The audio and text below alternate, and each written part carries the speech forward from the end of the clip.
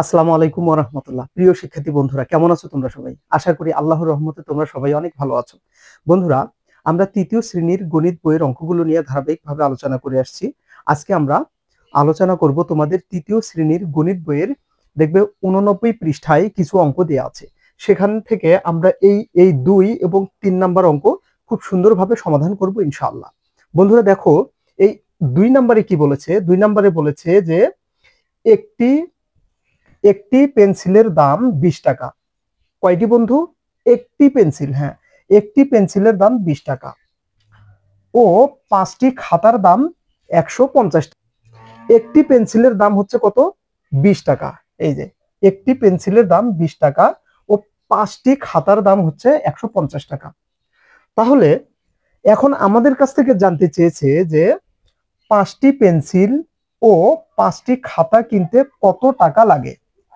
আমাদের বের করতে হবে এই 5টি পেন্সিলের দাম ও 5টি খাতার দাম বের করতে হবে। দেখো, এখানে 5টি খাতার দাম 150 টাকা এটা বলে দিয়েছে, এবং এখানেও জানতে চেয়েছে 5টি খাতার দাম কত, মানে 5টি খাতার দামও বের করতে হবে।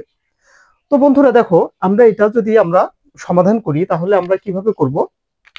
আমরা প্রথমে একটি পেন্সিলের দাম 20 টাকা, তাহলে 5টি পেন্সিল, যেখানে বলেছে যে 5টি পেন্সিল, একটি পেন্সিলের দাম 20 টাকা হলে 5টি পেন্সিলের দাম আমাদেরকে বের করতে হবে।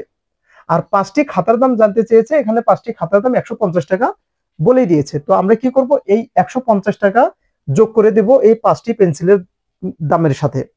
তো আমরা কিভাবে সমাধান করতে পারি আমরা দেখি। আমরা লিখি 2 নাম্বার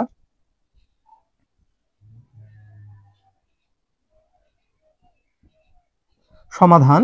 বন্ধুরা দেখো, এখানে বলেছে যে একটি পেন্সিলের দাম 20 টাকা, তাহলে আমরা কি করব? তাহলে 5টি পেন্সিলের দাম বের করব। তাহলে আমরা এই কথাটাই লিখবো যে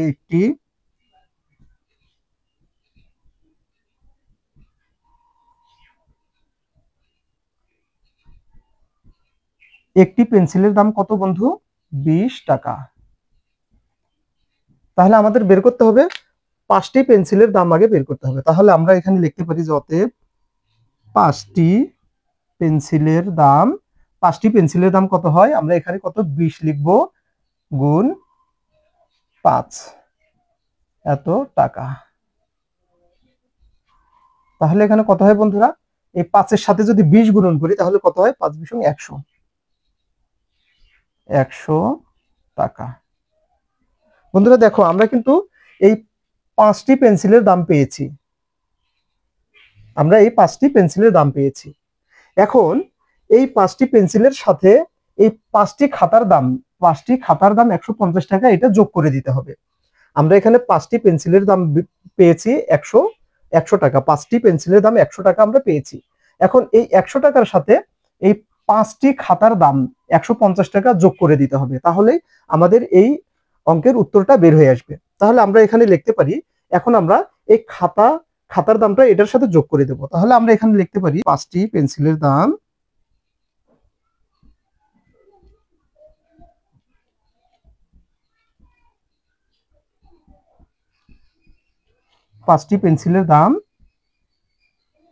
100 টাকা।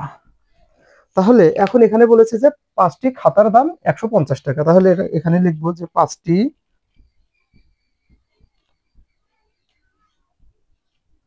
খাতার দাম 150 টাকা। তাহলে এটা যোগ হবে। তাহলে আমরা এখানে কি লিখবো? এখানে আমরা এটা যোগ করব যে মোট, এখানে বলেছে যে 5টি পেন্সিল ও 5টি খাতা কিনতে কত টাকা লাগে। তাহলে এখানে 5টি পেন্সিলের দাম আছে 100 টাকা এবং 5টি খাতার দাম আছে 150 টাকা। তাহলে মোট মোট এটা যোগ করলে কত হয়? এখানে শূন্য, এখানে হয় 5, আর শূন্য যোগ করলে হয় 5, 1 আর 1 যোগ করলে হয় 2, তাহলে 250 টাকা। বন্ধুরা দেখো, আমরা এই 250 টাকা আমরা কি কি পেলাম? এই 250 টাকা আমরা পেলাম, 250 টাকায় পেলাম যে 5টি পেন্সিলের দাম এবং পেলাম 5টি খাতার দাম। ঠিক আছে, এখানে আমাদের কাছ থেকে এই জিনিসটা জানতে চেয়েছে যে 5টি পেন্সিল ও 5টি খাতা কিনতে কত টাকা লাগে। তাহলে এখানে আমরা লিখব উত্তর উত্তর 250 টাকা। বন্ধুরা আশা করি তোমরা বুঝতে পেরেছো। আমি আরেকবার বলি, এখানে তোমরা কি করবে, এখানে একটি পেন্সিলের দাম যদি 20 টাকা হয় তাহলে তোমরা এই 5টি পেন্সিলের দাম বের করে নিবে। তাহলে একটি পেন্সিলের দাম 20 টাকা, অতএব 5টি পেন্সিলের দাম 5 গুণন 20, আমরা 100 টাকা পেলাম। এখন বলেছে যে আমরা 5টি পেন্সিলের দাম 100 টাকা পেলাম, তাহলে 5টি খাতার দাম বের করতে হবে।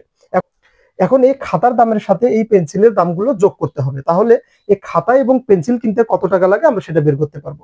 তাহলে আমরা লিখলাম পেন্সিলের দাম বের করলাম, বের করার পরে আমরা এই 5টি খাতার দাম 150 টাকা এটা যোগ করে দিলাম, করলে পরে মোট 250 টাকা। তাহলে উত্তর 250 টাকা। বন্ধুরা আশা করি তোমরা বুঝতে পেরেছো। আমরা এখন এই 3 নম্বর অঙ্কটার সমাধান করব। তো এখানে বলেছে যে একটি বই ও 3টি কলমের মূল্য একত্রে 95 টাকা। মানে একটি বই ও 3টি কলমের মূল্য একত্রে 95 টাকা। একটি কলমের মূল্য 20 টাকা, একটি বইয়ের মূল্য কত? তাহলে দেখো বন্ধুরা, এখানে বলেছে যে 3টি কলমের মূল্য এর মধ্যে আছে, এর মধ্যে 3টি কলমের মূল্য আছে এবং একটি বইয়ের মূল্য আছে। তাহলে আমরা যদি এই 3টি কলমের মূল্য বের করি, বের করে এই মোট যে বই এবং কলম এর থেকে যদি আমরা এই কলমের মূল্যটা যদি বিয়োগ করে দেই, তাহলে কিন্তু আমরা একটা বইয়ের মূল্য পেয়ে যাব। আচ্ছা, তো আমরা দেখি কিভাবে করতে হয়। আমরা সমাধান করি 3 নাম্বার সমাধান। দেখো বন্ধুরা, এখানে বলেছে যে একটি বই ও 3টি কলমের মূল্য একত্রে 95 টাকা। তাহলে এখানে আবার বলেছে যে একটি কলমের মূল্য 20 টাকা। তাহলে আমরা এই কলমের মূল্য, 3টি কলমের মূল্য আগে বের করব। তাহলে আমরা লিখবো যে একটি কলমের মূল্য 20 টাকা,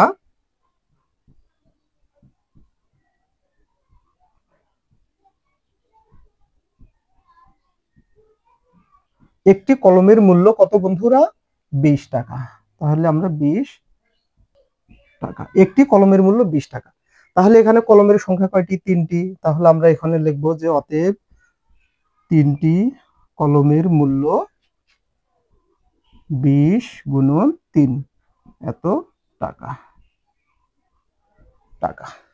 তাহলে কত হয় বন্ধুরা? এটা যদি আমরা গুণ করি তাহলে 360 টাকা। বন্ধুরা দেখো আমরা কি পেয়েছি, আমরা পেয়েছি 3টি কলমের মূল্য পেয়েছি।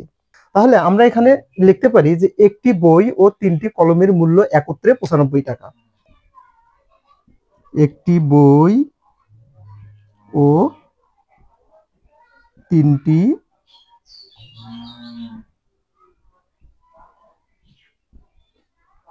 মূল্য একত্রে, একত্রে কত বন্ধুরা? একত্রে 95 টাকা। 95 টাকা। তাহলে এই 95 টাকার মধ্যে একটি বইয়ের মূল্য আছে এবং 3টি কলমের মূল্য আছে। আমরা এই 3টি কলমের মূল্য কিন্তু 60 টাকা আমরা পেয়েছি। তাহলে বন্ধুরা এখানে এখানে আছে যে আমরা এই 60 টাকা যদি একটি বই ও 3টি কলমের মূল্য, এই 95 টাকা থেকে আমরা এই 3টি কলমের মূল্য 60 টাকা পেয়েছি, এই 60 টাকা আমরা এখানে বাদ দেব, দিলে পরে যা থাকবে সেটা হচ্ছে বইয়ের মূল্য। তাহলে আমরা এখানে লিখবো যে 3টি কলমের মূল্য আমরা এই 95 টাকা থেকে বাদ দেব। তাহলে আমরা লিখবো যে